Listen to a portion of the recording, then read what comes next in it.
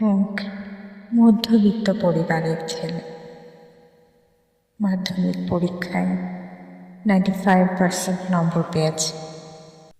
বাবা মার্কশিট হাতে নিয়ে আনন্দে চেঁচিয়ে বললেন, ওগো শুনছো, পায়েস বানাও, আমি রসগোল্লা আনছি।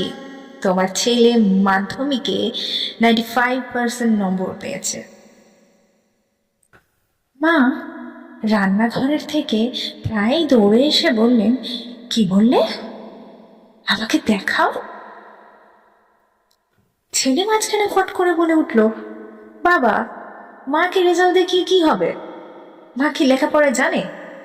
মা তো আঙুল ছাপ, নিরক্ষর, মার্কশিট পড়তেই পারবে না। মায়ের চোখ ভিজে উঠল। মা চুল দিয়ে রান্নাঘরে চলে গেলেন পায়েস তৈরি করতে। ছেলের কথা শুনে বাবা বললেন, হ্যাঁ রে, এটা সত্যি তোর মা পড়তে পারে না।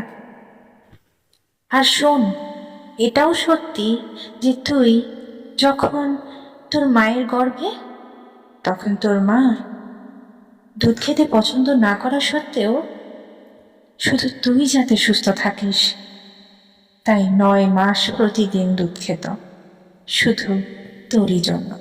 কেননা ও নিরক্ষর ছিল। সকাল 7টার সময় তোকে স্কুলে যেতে হবে, তাই তোর মা ভোর 5টার সময় ঘুম থেকে উঠে তোর পছন্দের জলখাবার আর টিফিন তৈরি করত।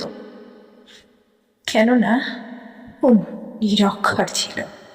যখন তুই রাতে পড়তে পড়তে ঘুমিয়ে পড়তিস, তখন তোর মা তোর বই খাতা তোর ব্যাগ সাজিয়ে রেখে নিচে শুতে যেত। কেননা ও নিরক্ষর ছিল।